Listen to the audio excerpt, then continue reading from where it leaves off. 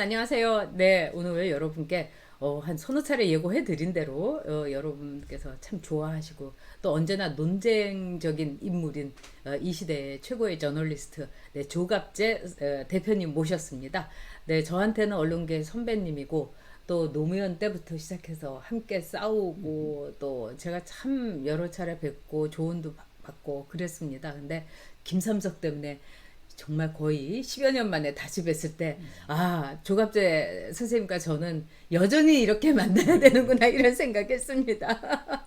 자, 우리 여옥TV, 전여옥TV 그 시청자들한테, 오늘 인사 좀 해주시겠어요? 네. 이런 자리에서 이렇게 만나니까 아주 이 시계가 한 10년 이상 뒤로 간 것 같습니다. 예. 이 공적으로 이렇게 만나는 것은 아마 이명박 정부 이후 처음 아니겠습니까? 그죠? 그렇죠. 사석에서는 네. 만났지만 네, 네. 정말 저기 그렇죠. 누구한테 공격을 당해가지고 저 네. 순천향병원에 입원해 계실 네, 때 네, 네. 그때 병상에서 만난 게 그게 아마 2008년 아니면 2009년인데요.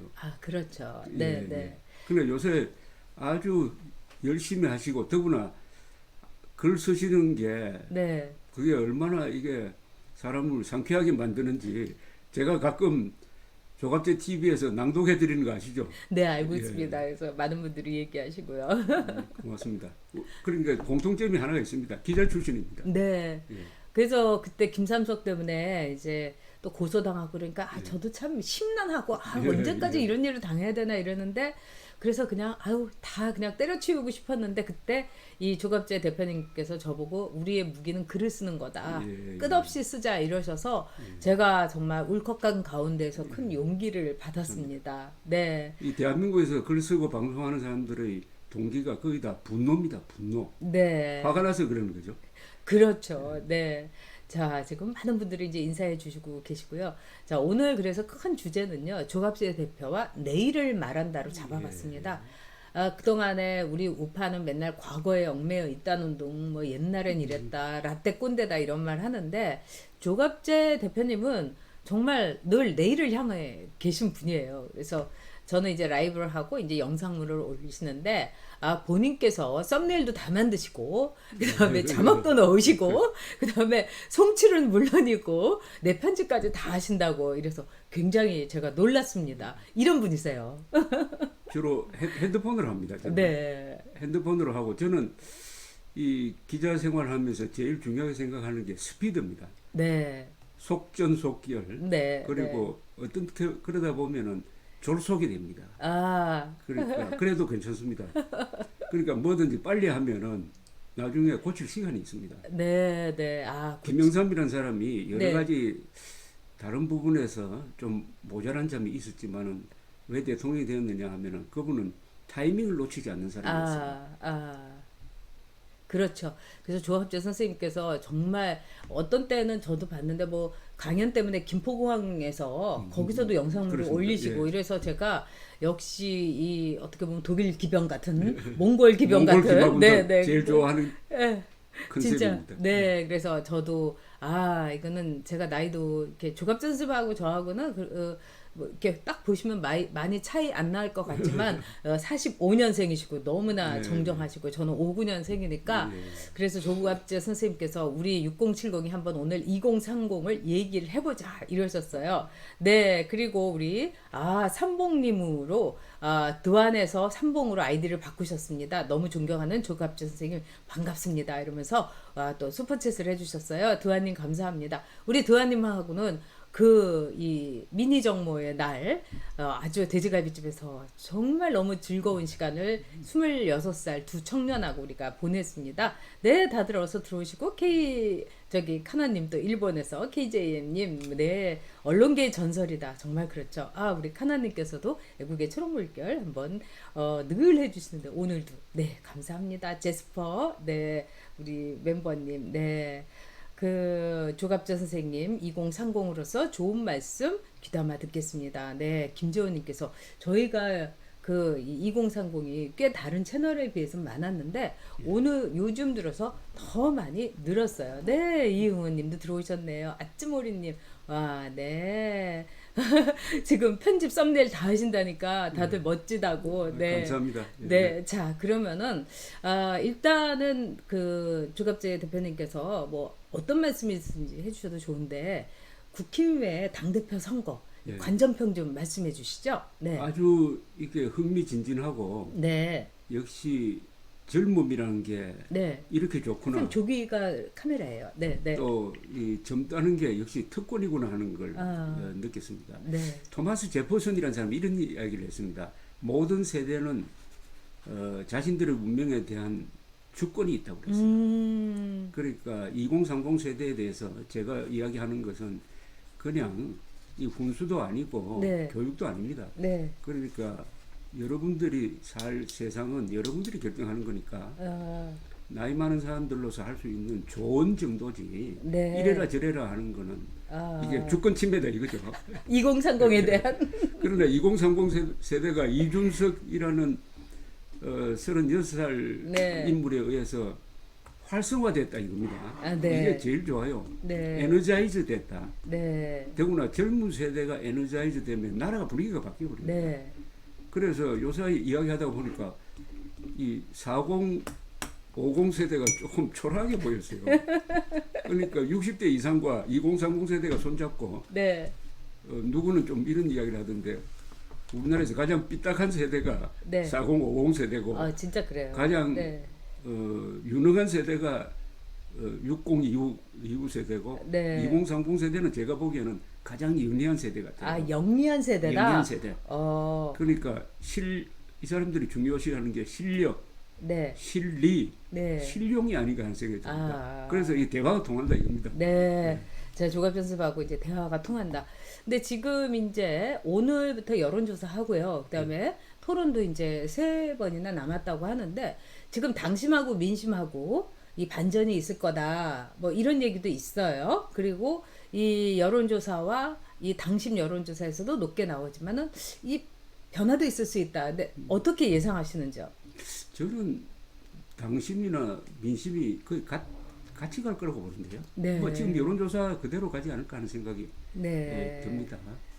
자, 저도 사실 이준석 정말 여러 가지로 볼 때 제 스타일도 아니고 아주 좀 싸가지도 없다 이렇게 생각을 했었는데 문제는 그 이준석을 통해 가지고 들어오는 젊은 층, 그거죠. 이 젊은 층을 흡수하지 않으면은 우리는 정말 그 보수 정당은 고령 정당이 되는 거예요. 그렇죠. 경로당이요. 그렇죠. 자, 그런 의미는 어떻게 보시는지. 네. 저는 이준석 씨에 대해서 네. 뭐 제가 기자니까 어느 사람을 팬처럼 좋아한다든지 네. 원수처럼 여기는 그런 태도는 아니고 시시비비를 가리는 입장인데 네. 나름대로 평가하는 게 두 가지가 있습니다. 네. 하나는 작년에 4.15 총선 끝나고 나서 네. 일부 우파 유튜버들이 네.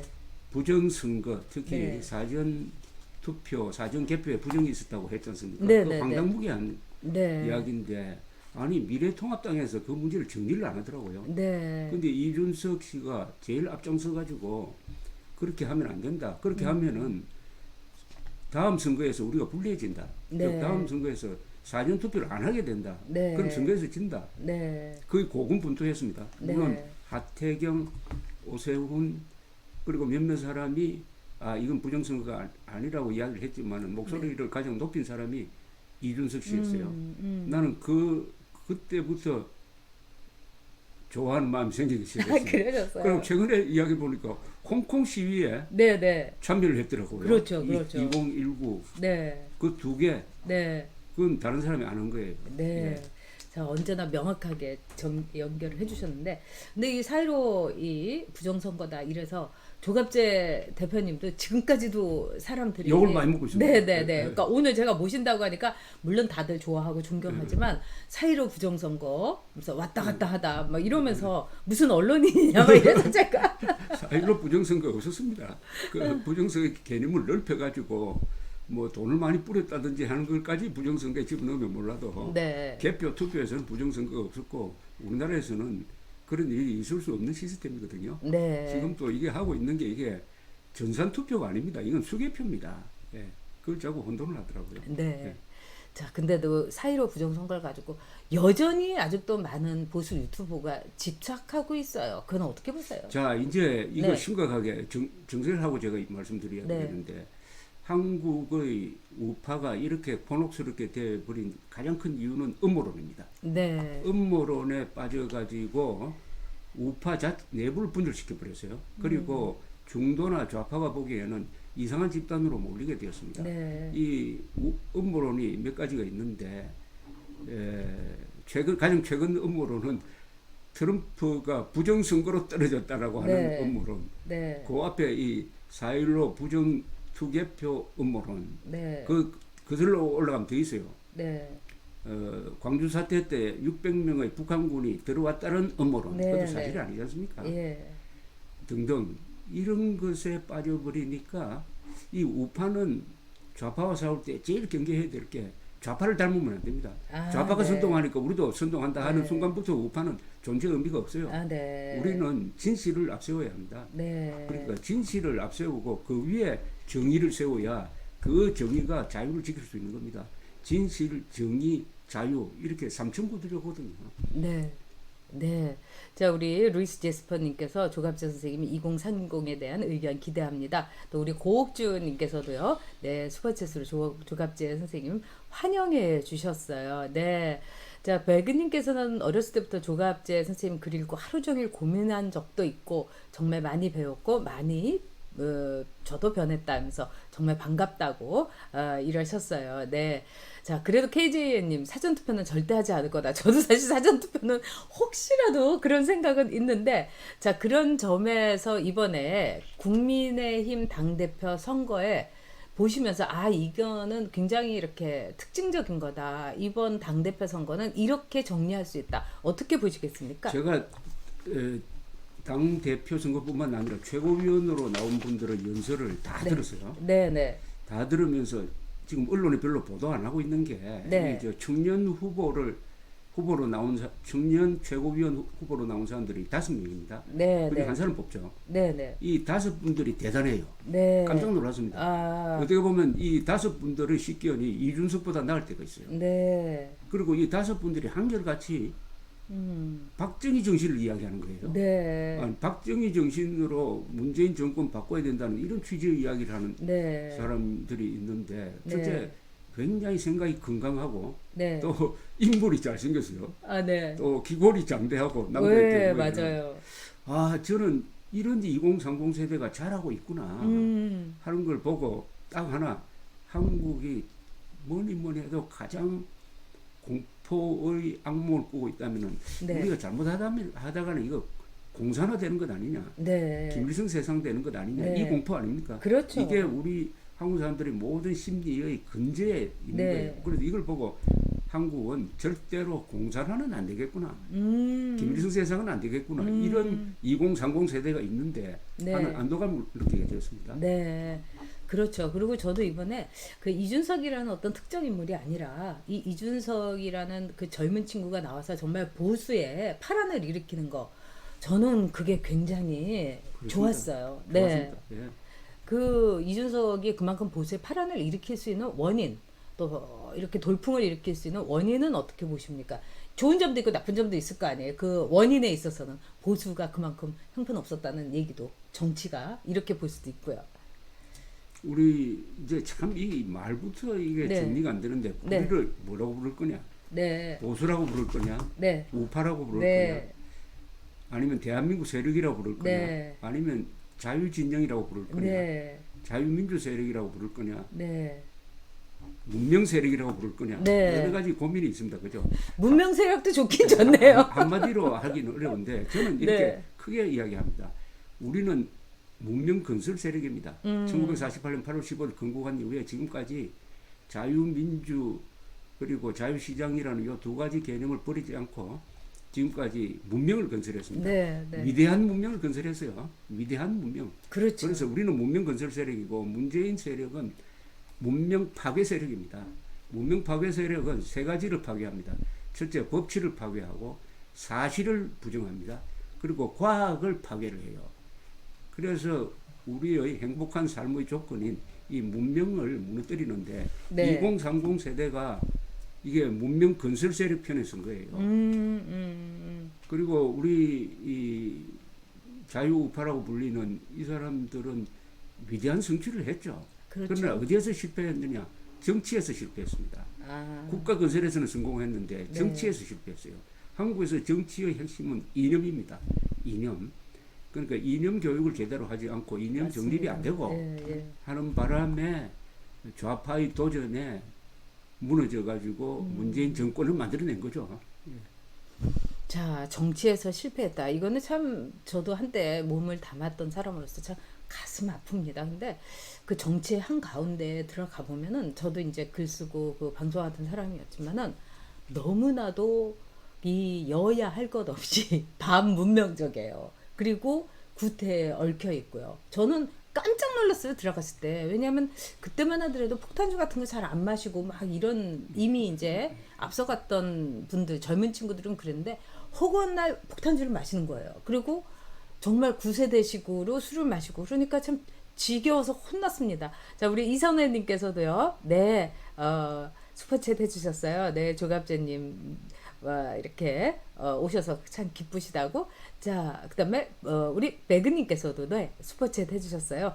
배그님 감사합니다. 네, 자, 이 정치에 네, 실패한 이유가 네, 왜 실패했나? 정치에 실패한 이유를 딱 한마디로 들으라면 자주국방 의지를 포기를 했습니다. 아, 한미동맹에 너무 의존하다가 보니까 이게 핵 문제까지도 미국이 해결해 달라고 이렇게 네. 하면서부터 무책임한 정치가 되고 무책임한 국민이 되어버렸어요. 네, 우리는 이스라엘처럼 살아야 됩니다. 아, 그런데 자주국방 의지를 포기하니까 헌법이 명시한 자유통일의 목표도 포기를 해버렸어요. 그러면은 정치가 아주 지저분한 정치가 되어버립니다. 네, 네, 우리는 이스라엘식으로 살아야 됩니다. 모든 조건이 우리를 둘러싸고 있는 나라가 다 핵무장 아니면은 준핵무장 국가인데 네. 우리가 미국 하나 붙들고 우리가 생존할 수 있습니까? 근데 언제부터 자주국방 의지를 포기를 하게 됐느냐? 자주국방이란 말을 만들어낸 사람이 박정희 대통령인데 네. 그 이후에 서서히 이게 자주국방 의지가 가짜 민족주의에 의해서 네. 또는 가짜 민주주의에 의해서 네. 좀묻게 된 겁니다. 네. 그래서 지금 아주 지금 눈에 보이지 않는 위기가 상무 정신이 약화됐다는 증거가 네. 어디서 나오냐면은 군대 가는 게 우리의 삶에 사회생활에 도움이 된다고 생각했던 사람들이 2016년 통계를 보면 80%였어요. 네. 이게 문재인 정권 줄어가지고 60%밖에 안 됩니다. 네. 그리고 국민 개병제를 해야 되는데 이게 모병제로 가자는 여론이 너무나 높게 나타났습니다.